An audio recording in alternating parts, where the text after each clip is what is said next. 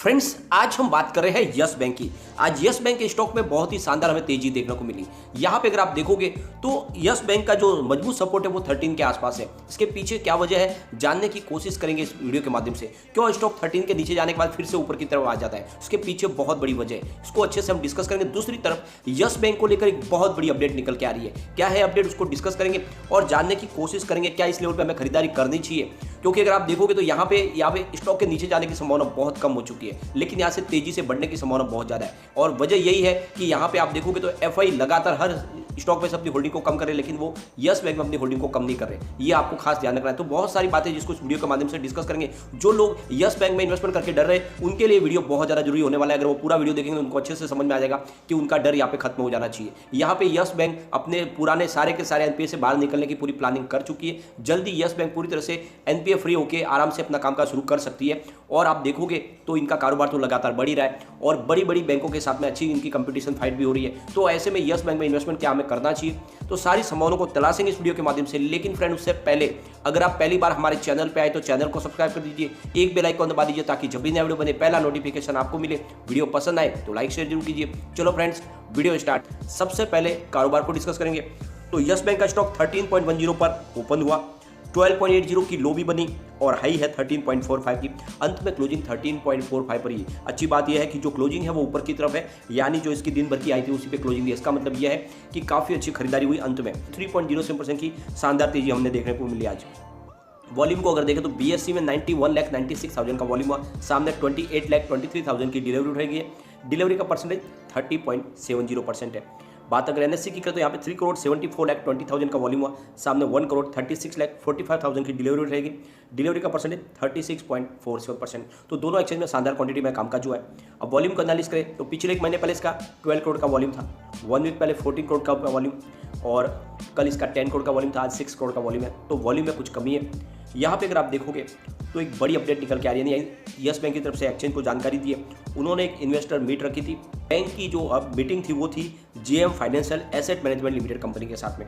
तो ये कंपनी के नाम पे आपको ध्यान देना चाहिए।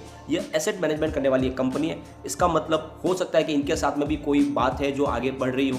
जिस तरह से आपने देखा होगा कि ये अपने एआरसी के लिए ज़्यादा से ज़्यादा कोशिश करें, वैसे ही एक एसेट रिकंस्ट्रक्शन कंपनी है जेएम फाइनेंशियल सर्विस। ये भी एक फाइनेंस भी प्रोवाइड करती है। तो आप समझोगे कि कंपनी हो सकता है कि अपने लिए कोई फंड रेजिंग की तैयारी कर रही हो। जिस तरह से वो एआरसी के गठन के फाइनल स्टेज में पहुंच चुके, वैसे ही यहाँ पे कुछ बड़ा फाइनेंस लेने की कोशिश करें जेएम फाइनेंशियल की तरफ से। तो आप देखोगे बहुत सारे सवाल है जिनके जवाब तो आने वाले समय में पता चलेंगे। लेकिन जिस तरह से मीटिंग लगातार हो रही है उससे एक बात तो समझ में आ रही है कि यस बैंक कुछ बड़ा करने की प्लान कर रही है। आने वाले समय में उसके रिजल्ट हमें देखने को मिल सकते हैं। तो अगर आपने यस बैंक में इन्वेस्टमेंट किया है तो आपका डर यहाँ पे खत्म होना चाहिए। यस बैंक लगातार अपने आप को इंप्रूव करने की कोशिश कर ही रही है। यहाँ पे अगर आप देखोगे तो जेसी फ्लावर्स के साथ में इनकी जो एसेट रिकंस्ट्रक्शन कंपनी बनाने की जो प्लानिंग है पूरी तरह से फाइनल होती हुई दिखाई दे रही है। यहाँ पे अगर आप देखोगे तो इनका करीब 51,000 करोड़ रुपये का जो बड़ा एक बैड लोन है जिसको इस एआरसी में देके वो अपनी तरफ पूरी तरह से निजात पा लेंगे और एक नई शुरुआत कर पाएंगे। तो बहुत बड़ी एक अपडेट है जो आपको पता ही होगा। धीरे धीरे ये जो कार्रवाई आगे बढ़ रही है इसमें बहुत ही मिनिमम जो है वो स्टेक होने वाला है यस बैंक का, जिसकी वजह से आने वाले समय में आरबीआई के पास अगर ये प्रस्ताव जाएगा तो वहाँ पर रिजेक्ट होने की संभावना बहुत कम होगी। क्योंकि पिछली बार यस बैंक ने अपनी तरफ से एआरसी बनाने की कोशिश की थी, तब आरबीआई ने उसको रिजेक्ट कर दिया था। क्योंकि जो एसेट रिकंस्ट्रक्शन कंपनी के लिए जो पैमाने थे उस पर वो उनका जो प्रपोजल है वो खरा नहीं उतर पा रहा था। यहाँ पे अगर आप देखोगे तो बाजार में आज शानदार हमने तेजी देखने को मिली। काफी समय के बाद आज पॉजिटिव क्लोजिंग मिली। निफ्टी 50 की बात करें तो 16,170 के स्तर पर क्लोजिंग रही, जहाँ पे करीब 0.90% की तेजी थी। निफ्टी बैंक की बात करें तो 35,094 पे क्लोजिंग थी, जहाँ पे 2.20% की अच्छी खासी तेजी थी। निफ्टी पीएसयू बैंक की बात करें तो 2,501 पर 3.16% की बम्पर तेजी थी। अब निफ्टी प्राइवेट बैंक की बात करें तो 17,779 के ऊपर 1.87% की तेजी थी। तो ओवरऑल सारे बैंकिंग सेक्टरों में आज बहुत ही शानदार तेजी थी, लेकिन स्पेशली सरकारी बैंकों में तेजी अच्छी थी। और यहाँ पे अगर आप देखोगे तो यस बैंक में भी हमें बहुत ही शानदार तेजी देखने को मिली। लेकिन बाजार के लिए जो चिंताजनक बात यह है कि लगातार एफआई सेलर बने हुए बाजार में वो बिकवाली लगातार कर रहे हैं। अगर कल की बात हम करें तो कल एफआई ने बाजार में करीब 6,371 करोड़ रुपये की नई खरीदारी की, लेकिन सामने 8,174 करोड़ रुपये की बिकवाली कर दी। तो इस तरह से एफआई की जो बिकवाली हुई है वो 1,803 करोड़ रुपये की है। तो उन्होंने लगातार अपना जो सेलिंग का जो टारगेट बनाए रखा है वो अभी फिलहाल बाहर नहीं बन रहे। अगर बात करें हमारे बड़े फंड हाउस की तो वो लगातार भी खरीदारी कर रहे हैं और बाजार को संभालने की कोशिश कर रहे हैं। कल भी उन्होंने करीब 7,025 करोड़ रुपये की नई खरीदारी की और सामने 4,795 करोड़ रुपये की बिकवाली की। इस तरह से डीआई की जो खरीदारी है वो 2,229 करोड़ रुपये की निकल कर है। तो आप देखोगे कि डीआई लगातार खरीदारी करके बाजार को संभालने की कोशिश करेंगे।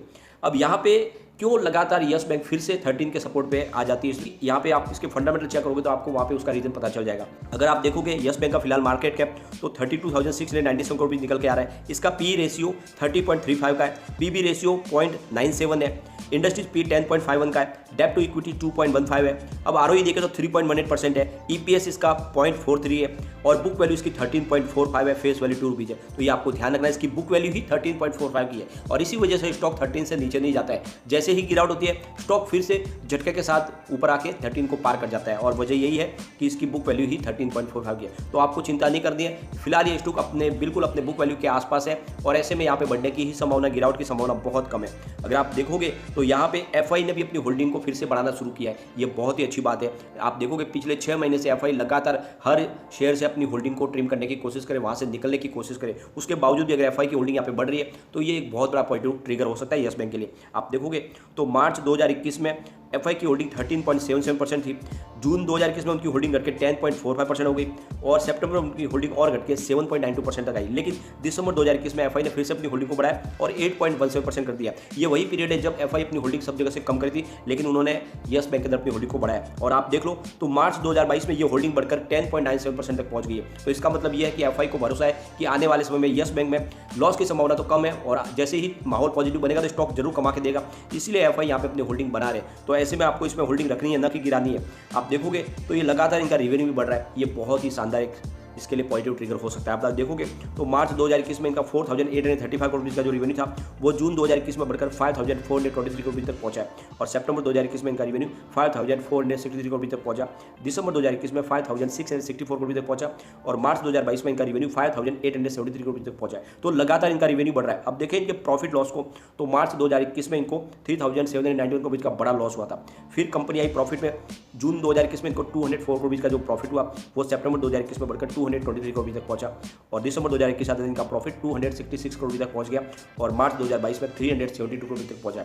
तो लगातार हर क्वार्टर में प्रॉफिट बढ़ रहा है, इसका मतलब बिल्कुल पटरी पे है कंपनी और आने वाले समय यस बैंक कमाल करते हुए आपको दिखाई दे सकती है। यहाँ पे देखिए तो कम्युनिटी सेंटिमेंट भी स्टॉक के साथ बना हुआ है, 90% बाई की कॉल है, 6% सेल की कॉल है, 4% होल्ड की कॉल है। तो 100 में से 94% लोग इसको लेना पसंद करें।